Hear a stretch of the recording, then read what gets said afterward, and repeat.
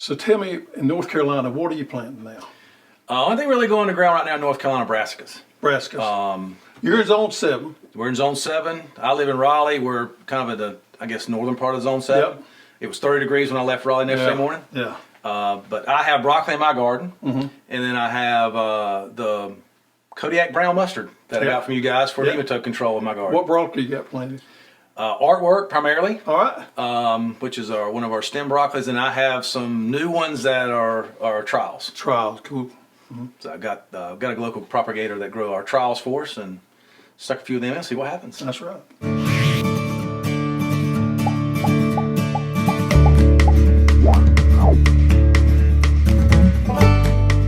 Well, welcome everyone to the Row by Row Garden Show, the best dadgum garden show on the radio and the internet as well. Man, are we excited. We got Pieter, and Pieter, I'm going to let you say your last name. Westerbeek. Westerbeek, because I knew I was going to mess it up if I attempted that one.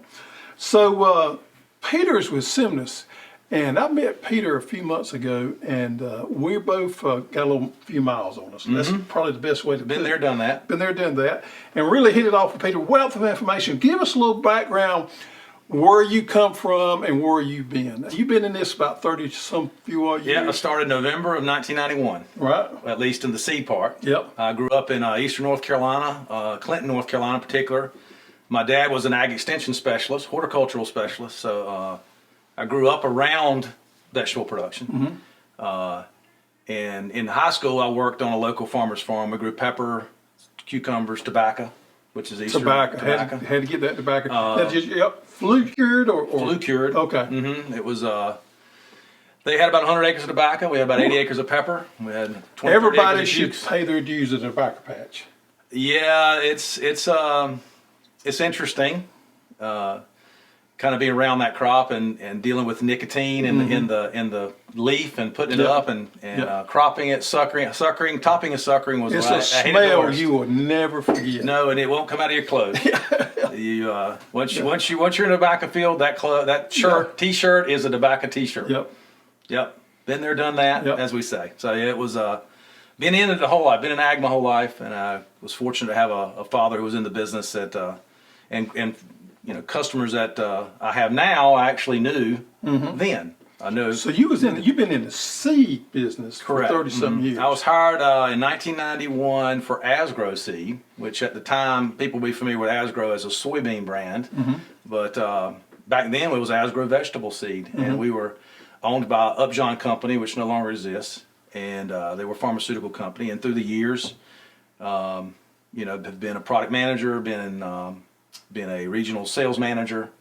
Through a lot of that career, did my own research work. I have a technical rep now that helps me with my trial work. So, been through a lot of the wars and a lot of the changes in the vegetable industry for sure.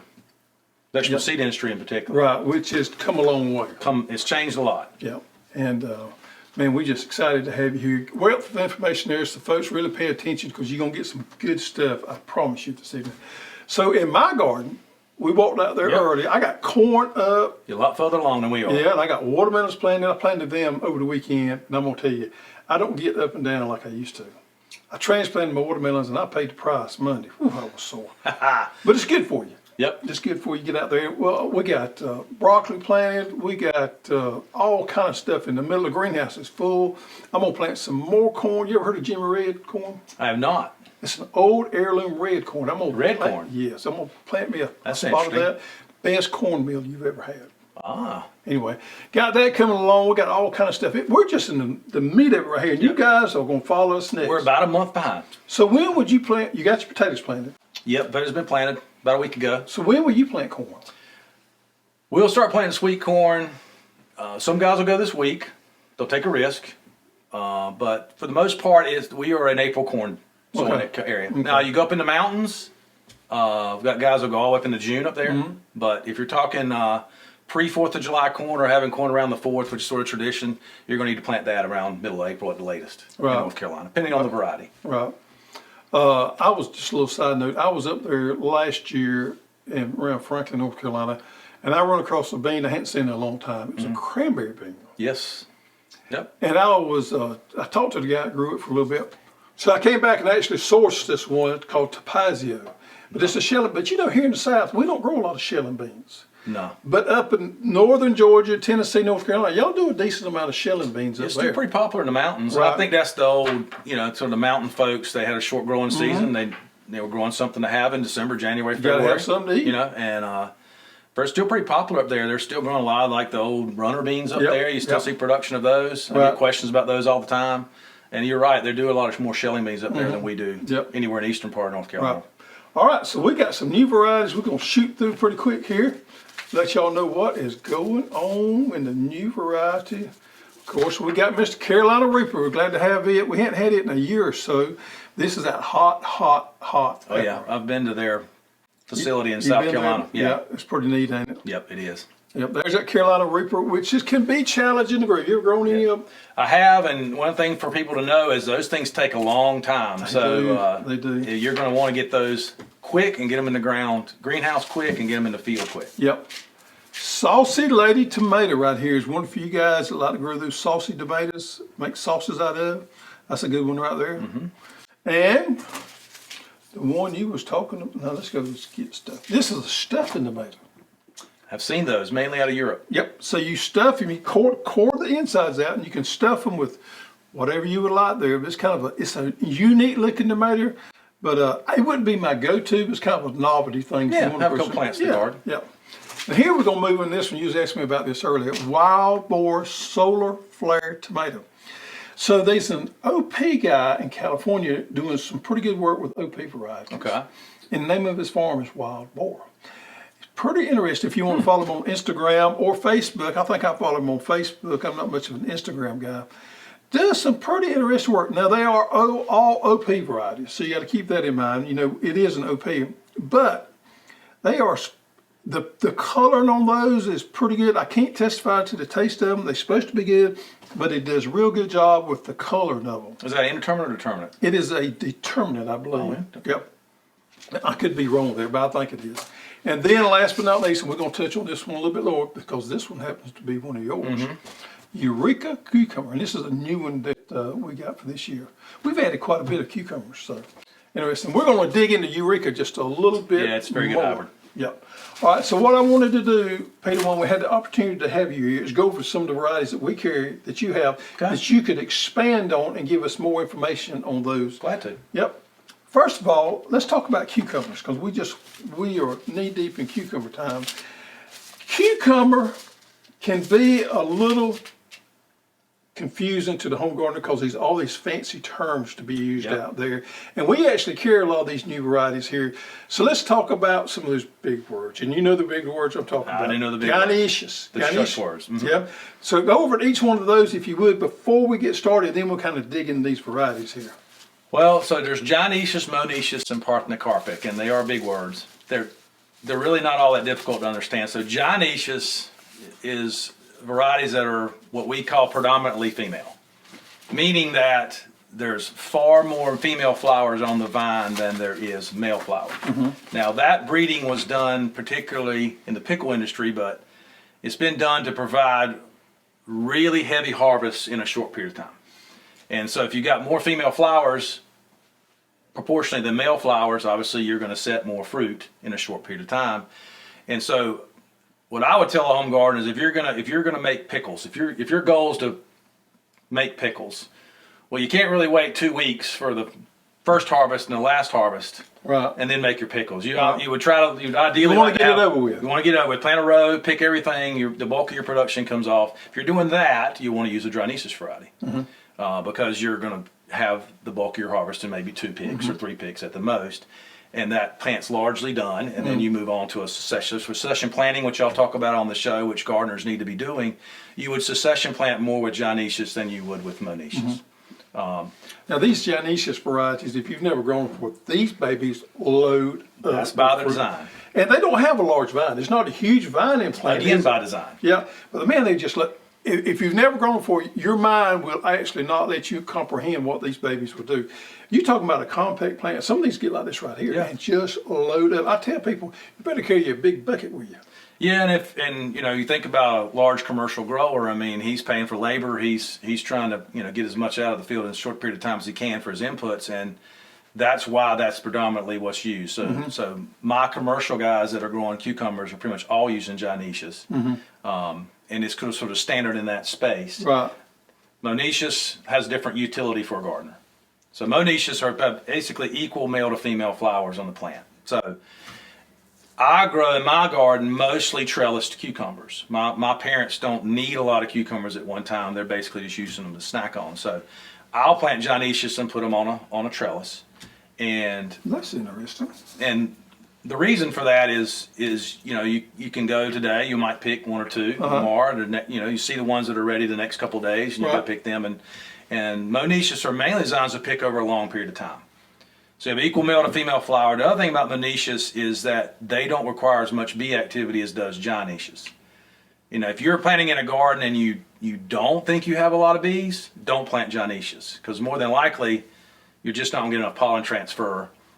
And you're going to maximize. Really work that pollen. You got to really work that pollen. Monoecious are designed, by definition, to have just a little bit more of a lengthy harvest period. And you know, most of your truly successful home garden varieties are monoecious. Okay. Eureka is one of those. Yep. But the monoecious are what I would recommend for the vast majority of home gardeners. Okay. And then last but not least, Parth. Yeah, Parth is, so people are most familiar with Parth by what they buy at the grocery store, the long ones that are in the cellophane, greenhouse grown. Parth will make a fruit without being pollinated. You know, we at Seminis have thought about, you know, introducing a lot of Parth to the home garden industry, and I've tried them, and I think we've largely decided that it has a very minimal play. And the reason is that in most home garden environments, you're going to have bee activity. And bees are going to move pollen within Parth, and then you don't have seedless cucumbers. If a Parth variety gets pollinated by a bee, it will produce seed, and it will have essentially a cucumber with seed in it. Now, if you're growing inside, if you're growing in an area on a patio or in a raised bed where you don't think you have a lot of bee activity, you should definitely try Parth varieties.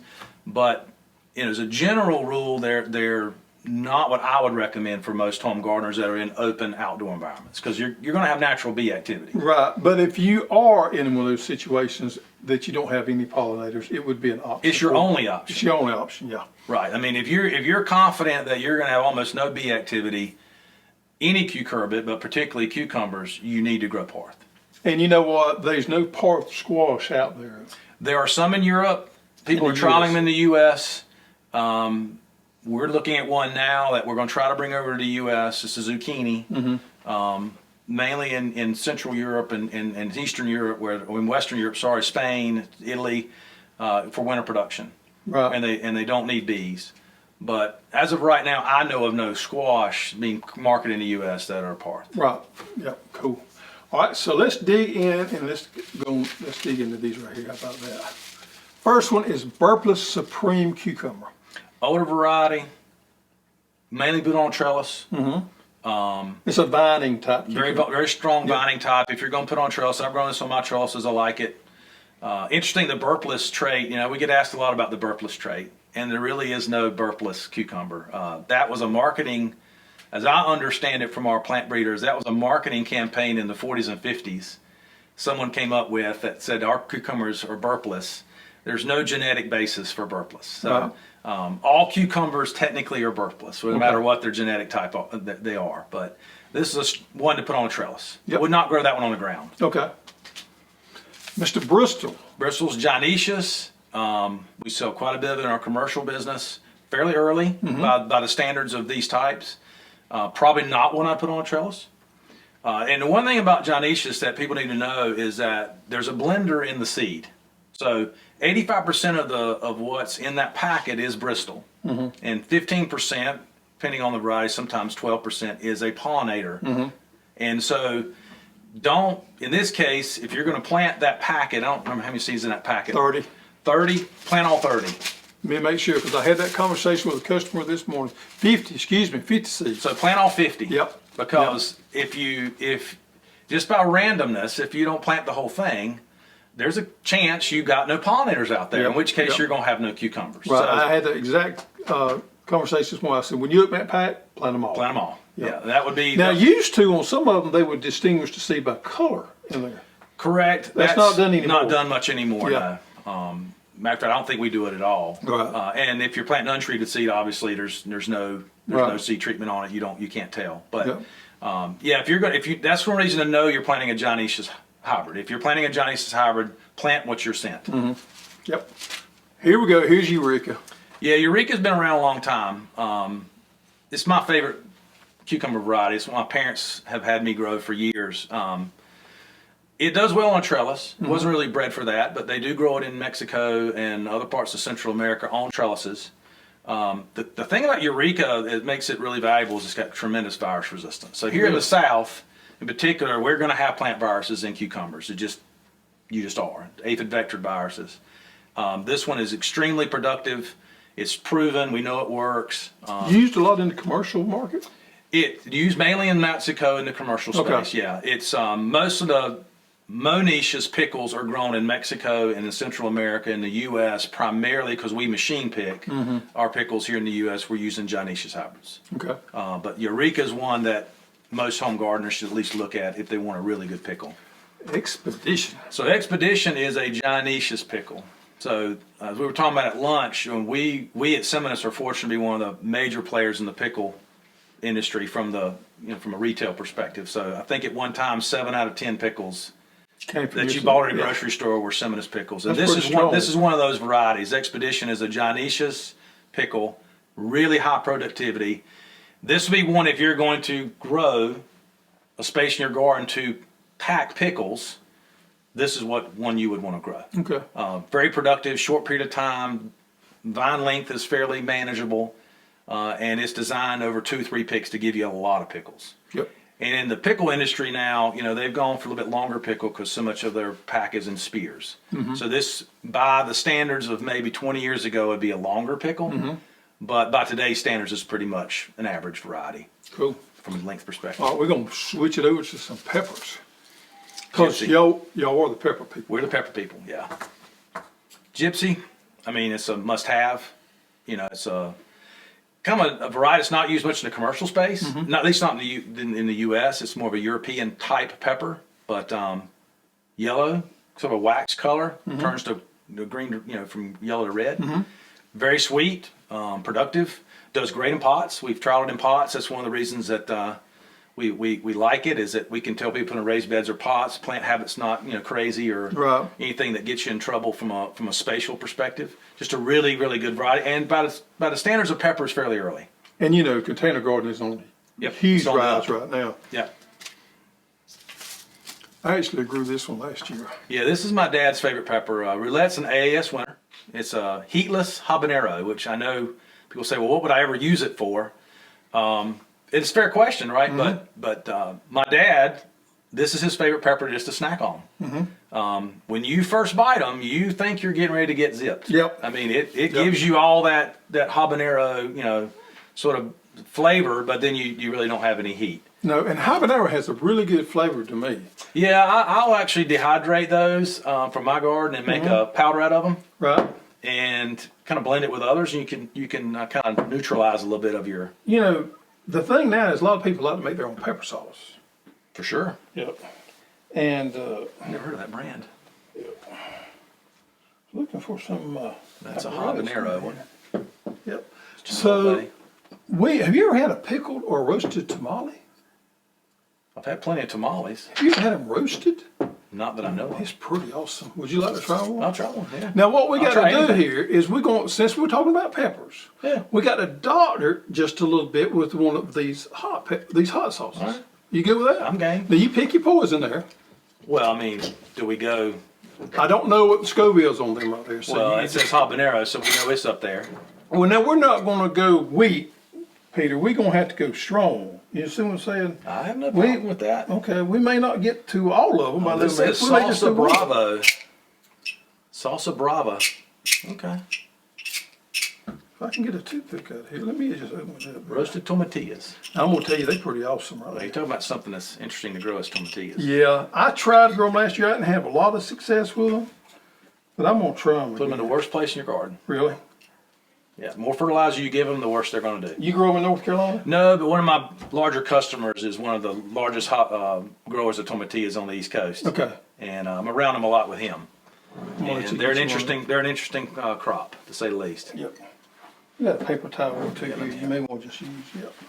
All right. So the one I'm going to pick of the three is going to be. You know what? We got the chili chipotle, but I'm going to go with the Caribbean. So you're going to challenge me with the hot one. I think I'm going to go. They just need some backing off this thing, really. Make sure it's just nice and loose. Let's do it. Now I'll tell you, I prefer chipotle It has hot that sauces. smoky flavor Yeah. to it. Yeah. We can do that. We might do. I mean, both. just from a flavor perspective, Right. what I have in my house is mostly the chipotle. Right. I'm going to do 2 drops. Okay. You gotta get the guy from what's that show online, the Hot Mm-hmm. Wings place. Oh, yeah. And we do have a little water scattered around here. Well, I thought they had brought me some, but evidently they didn't. You got a bottle over there. I guess Water, they water thought, doesn't do you any good. no, it doesn't. They actually say what Good is it? flavor, by the way. It's supposed to do some pretty good on there. Is Milk, milk? because capsaicin is oil based. Mm-hmm. So anything that will take the oil and hold it, Right. water just moves it around. Right. Those are good, aren't they? They're pretty good. Roasted. Who ever thought of that in its own juice? I like it because there's a little bit of char there. Yeah. So it adds a little bit of. Yeah. Because tomatillas in and of themselves. Yeah. That I'm gonna tell you, I would do that. Those are good to me. I can Well, use yeah. those on a salad. Well, the thing about tomatillas is they're pretty much a spring plant all the way to frost type crop. Right. They're not something that goes away. I'm gonna eat one just to try to chase some of that pepper away. Of course, that was a little warm, but it wasn't that bad. No, was that's it? not bad. It's actually got a pretty good base flavor to it. I like it. Would have had that at lunch. I'd have put it on that pork chop with I it. know it. Okay, you ready to get into tomatoes? Yeah, man. All right. Let me get this jar here. Probably of those three, I'm gonna say we did probably the hottest one. I'm Oh, gonna we say already that. did the hottest one. But before we leave, I'm gonna try that one. Yeah. All right, so here we go with Southern ripe tomato here. Determinate variety, Mm-hmm. developed in Florida. Sort of unique in the business that it has resistance to tomato yellow leaf curl virus, which is a virus that is vectored by a whitefly. More of a southern thing Mm-hmm. in terms of that disease. Right.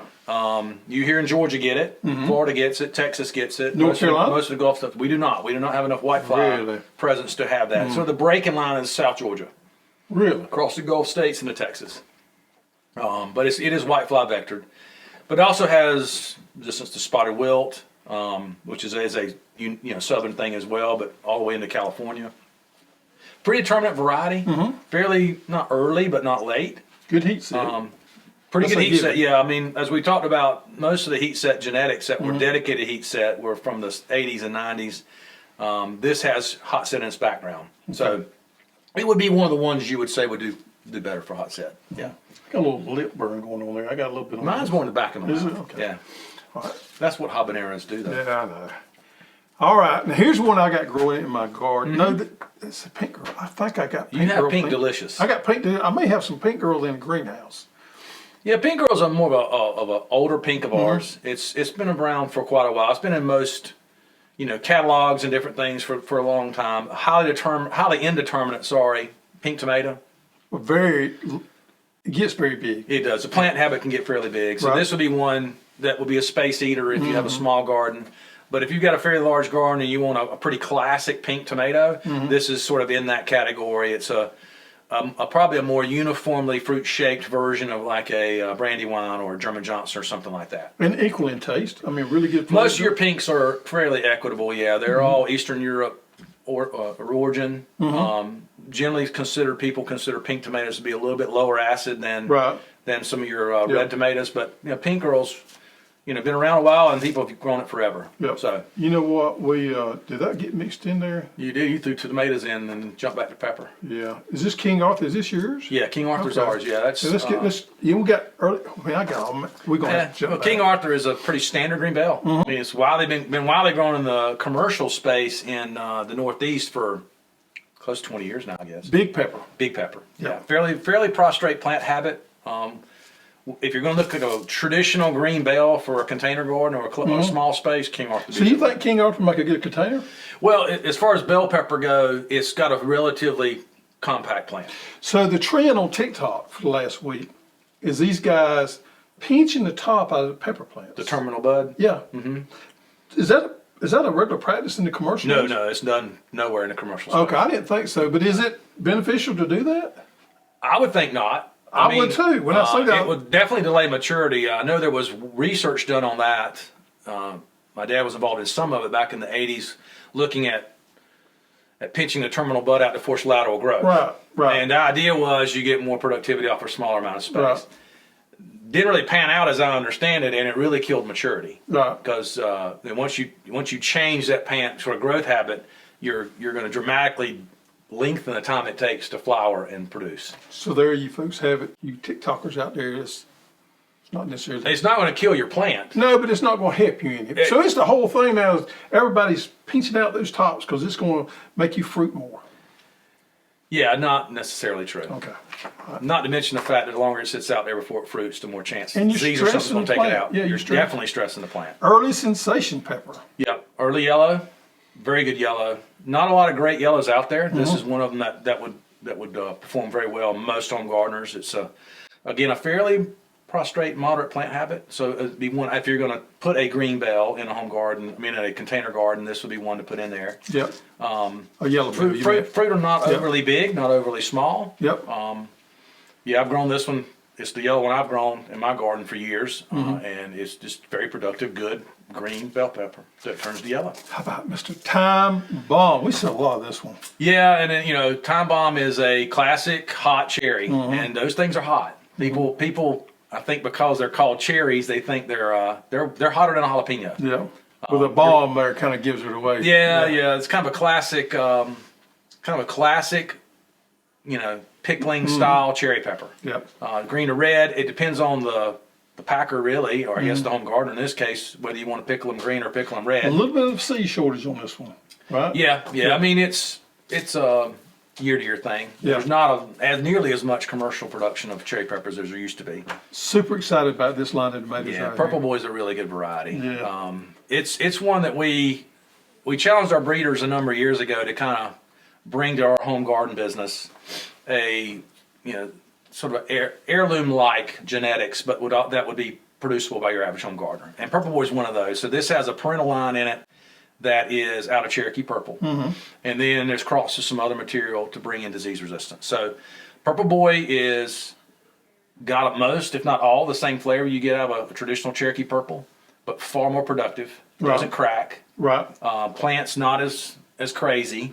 Fruit a little bit smaller, but there's a lot more of them. Yep. That's my mother's favorite tomato. That's what I grew that for her. last year. Now, one thing that we talked about on it, if you don't sucker it aggressively, you're going to end up with a Correct. You a have to medium-sized tomato. But you got to sucker that baby, and you'll get them big old tomatoes. Keep pruning it and keep pruning it. All right, and this is the one, folks, that won our taste test last year, Lemon Boy. Yeah, and you were blindfolded, if I remember I was correct. blindfolded. Yep. And I would, if you reran the test and weren't blindfolded, I wonder if you'd pick a yellow tomato. I've often thought about that because our mind throws tricks on us with colors like that. Yeah, we've done a lot of sensory panel testing, and we know that as a general rule, we eat as much with our eyes as with our taste buds, right? But Lemon Boy's a classic yellow tomato, indeterminate, been around a long time. Widely considered to be one of the best ones in the market for home gardeners, for a classic like bright lemony yellow tomato. Just really like it. I mean, it's just a really solid product. You can't really go wrong with it. Great flavor. Nice contrast in any sort of tabletop display. Big Beef. Big Beef's Standard variety. All-American winner from the 80s. Just a really good standard indeterminate. Eats great. Kind of your classic, home garden type tomato. It won AAS back in the 80s because it was better than anything at the time for cracking, for fruit size, for consistency of production, moderate pruning. You want to prune it a little bit, but you don't want to go crazy with it. Would you say this, I'm going to say type here because I'm going to use that term loosely, this type of tomato is probably in the home garden in the USA is planted more than any other type, or if I'm using the word type there, this tomato right here is probably one of the most popular types Oh, for sure. in the entire USA. Now here in the South, we're gonna grow a determinate. Yeah. But I'm talking about all over the United States, this type of tomato is what you're used to growing in the garden, what your granddaddy probably grew. Yeah, it's what your granddaddy probably grew, and you know the heirloom movement's been fairly recent. These from the '80s, these really good, productive indeterminates have really defined home garden tomatoes for the last 20, 25 years until the heirloom thing kind of came back. So, you know, if you want productivity in your home garden, I'm not saying don't plant heirlooms, but if you want productivity and you want tomatoes, something like this is going to give you more tomatoes than most of your heirloom varieties. And y'all done some work with this with Big Beef Plus. Yeah, so Big Beef Plus is sort of the next generation of Big Beef, mostly the same thing. It adds spotted wilt resistance, which is a big thing here in the South. This is the Big Beef Plus is what I grow in my garden because I need spotted wilt resistance in North Carolina. If you're in eastern North Carolina, you have to have spotted wilt resistance in tomatoes. And you know it adds the crimson gene. So the Big Beef Plus added the crimson gene, which is that deep red fruit color that people find very appealing in tomatoes. Better Boy tomato, a lot of name recognition right here. Yeah, the Better Boy has been around forever. It's kind of your standard indeterminate line. It's what people kind of classically point to when they look and they say, "Hey, I'm going an indeterminate tomato." We got a customer in Texas, Jimbo. He loves this Better Boy. Yeah, it eats great. I mean, you don't stick around as long as that thing has without having a real positive success. And, you know, Better Boy is kind of a standard. I mean, you can plant a lot of things in your garden, but you'd probably want to put food plants of those in too. I have some Better Boy and Big Beef in the greenhouse. Yeah.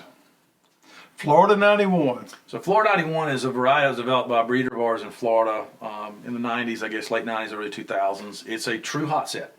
So, you know, as we were talking at lunch, a lot of the germplasm that evolved into hot sets came from University of Florida. This has got University of Florida germplasm in it, and it is a true hot set. Now, hot set in tomatoes, you sort of infer it's hot daytime temperatures. That's not really what heat set tomatoes are designed to do. They're really designed to set better in high nighttime temperatures.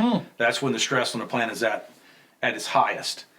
Is when you know late at night when they're taking the sugars from the day and converting them at night. So you know high nighttime temperatures are really what cause fruit drop in tomato flower drop. So this makes this a decent choice for the fall slot. It's what you would use in the fall slot. Okay. It's what I use in the fall slot. Right. It's what is used in Florida. You know, commercial production in the fall slot. Yeah. Man, I'm gonna tell you, awesome right here. Yeah. Sunsugar tomato here. We have as many compliments on this tomato here as we do any tomato out there. Yeah, that's a must-have in that's my parents. Of all the things I grow, that's the thing that they insist is in the garden every year. Man, everybody just raves about sunsugar. You just can't not have sunsugar in the garden. Very productive, and it's got such a wonderful taste to it. It's a pretty strong plant, so we're prepared for it as an indeterminate, but outside of that, it's pretty carefree. I mean, it'll produce a lot of fruit. For a long period of time. Now, it will crack, so don't dally on getting them picked. Right. But, Dally. Yeah, don't dally. Dally. All right, celebrity. So celebrity is, I mean, everyone knows what celebrity is. Long time, dominant, determinate variety for the home garden. I mean, it's just, I think one of the sneaky things about celebrity that most people don't know is it's root knot nematode resistance, southern root knot nematode resistance. And I think it's one reason it's been so successful in the South is it's. That's a good point to bring up because a lot of our customers have problems with nematodes. There's not a lot of solution to be done there. There just isn't for your typical home gardener. Right. I mean, you know, you can do some of the mustards and that sort of thing, but you know, if you're in a really small space or you don't have the time, right? It's very hard to control nematodes. One of the things we found in some research we're doing on the commercial side is varieties like celebrity that have root knot nematode resistance. If you got a problem spot, plant them. Right. Over the course of a summer cycle, the nematodes think they can feed on those and reproduce, so they will attack it, and then their populations actually decline pretty precipitously. So, if you have a place where in your garden where you have a nematode problem, put something that has nematode resistance in there and starve them out. It'll at least help. Yes, good strategy. I've never really thought about that. And last but not least is Dixie Red. Now, Dixie Red is a relatively newcomer. I mean, it's not. It's been around probably 10 years. Its home garden appeal has got great disease resistance, and he doesn't need to be pruned. So that's one thing that home gardeners, I think, don't really think about is the assumption is if you grow a tomato variety, you have to prune it. Right. And that is absolutely not the case. There are genetics, Dixie Red is a perfect example, that benefit from not being pruned more than they do from being pruned. Yep. And, you know, ask your vendor. You guys know. You're asking us, hey, how do I treat these things? So you can tell customers, hey, this one in particular, treat this way. In some cases, you do have to prune them.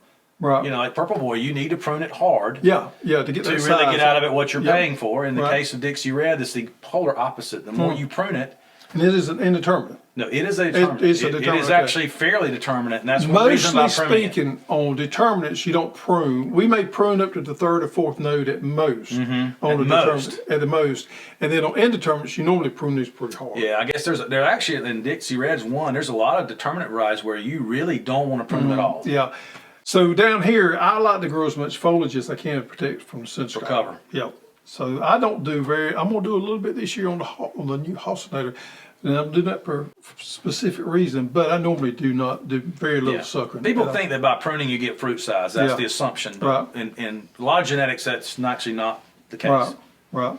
So, you know, we've talked about your seeds and everything. We grow a lot of watermelons here in the South. And we got into the seedless watermelon thing a few years ago, and it can be troublesome. A lot of our customers have trouble growing them, and you do a lot of work with watermelons. Yep.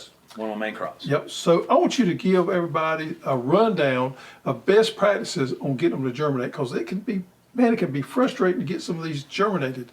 So give us a rundown there on your opinion on best practices on getting seeds started. Well, if talking particularly seedless, Because seeded varieties normally anybody issues. can get those up. Yeah. Seedless watermelons, the seed itself is physiologically different than traditional seeded watermelons. The seed itself is kind of like got an open. A holler, would you say? Yeah, that's the term that, I don't know if there's an actual term for it. There's a physiological term which I don't know, but they're essentially hollow. And seedless seed will imbibe water really fast.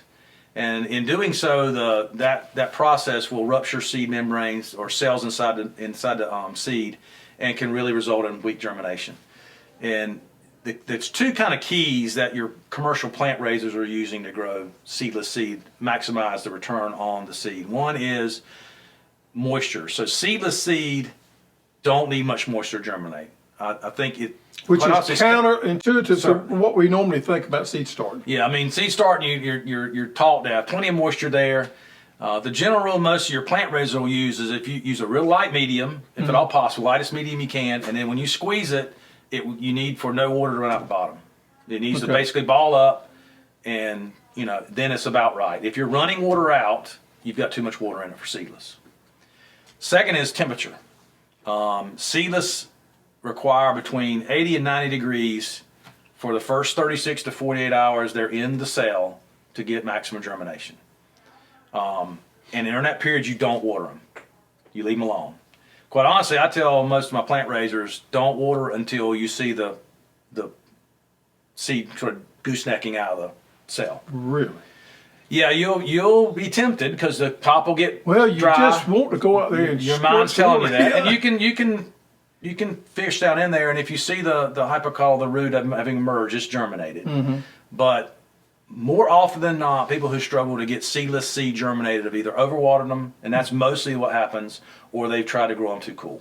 Now, if you leave them in heat too long, they'll get real leggy on it. I know you had an issue in your greenhouse where they were, and that same thing will happen with seedless. So, but if you're between that 80 and 90 degrees, and the other thing is, in the case of a smaller grower, if you're using a heat mat, which I know y'all advise growers to do, fill your tray up, put your moist water in it, and put it on the heat mat the day before you're going to seed your seedless. Preheat it. Preheat it.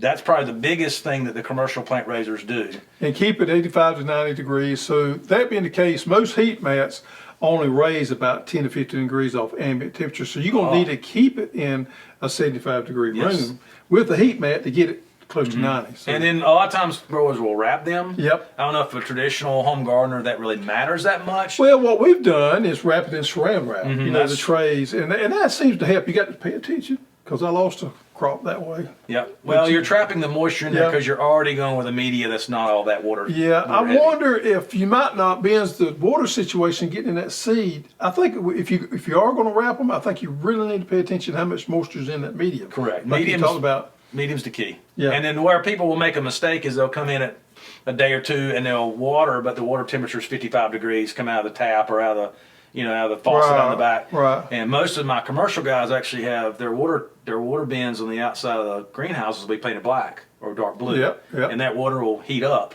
From the So sun. they're watering with warmer water than well water. I never thought about that. Cool. Because that happens. I mean, I'm up in the greenhouse and I turn it on and warm water starts with because I got my hose there. Your hose is hot. And then it turns cool. And that has a huge effect on water. Well, particularly if you're late in the day and you're trying to start, say, a pepper or tomato seed, and you shock that soil temperature back down to 55, 60 degrees. What have you done? It's the next day, midday, before your greenhouse temperature pulls that media back up to the temperature you probably want to germinate at. Yeah. Yeah. Good stuff there. I've learned a good bit today myself, y'all. How about that? Now, what we have happen here is somewhere on the set is what we call an old goat. I've seen them. The old goat is hid somewhere. We don't know exactly where he's at, but he's hid somewhere. So we're going to draw from the last show, we're going to draw a winner from people that found the old goat. All right. Their names are in here. Their name is here, and they're going to send their email to customer service. We're going to send them the highly coveted Hoss merchandise. All right. So if you would draw us a name out there. In the bottom here. Yeah. And what do we have here? We have slow-mo. Slow-mo, we have drawn your name and you found the old goat last show. So send us your shipping information and we'll get you a present in the mail. How about that? And we got a little event I need to mention that we're doing over in Alabama. Petals from the Past Antiques in the Garden tour is going to be over in Saturday, April the 23rd. And Petals from the Past is a wonderful garden center over in Alabama. These guys specialize in fruit trees and things like that. Man, he's a wealth of information. Really, really highly acclaimed garden center there. And we're going to be there for the day along with some other YouTubers that we're buddies with. And it's going to be on Saturday, April 23rd from 9 to 5. So if you find yourself in Alabama on the 23rd, swing by there and see us all. I think you'll enjoy it. All right. Well, man, it was a pleasure, Peter. Enjoyed being here. It was a pleasure. We got to do it more often. We will. Yeah. Good information there. All right, folks. Now it's time for you to get dirty.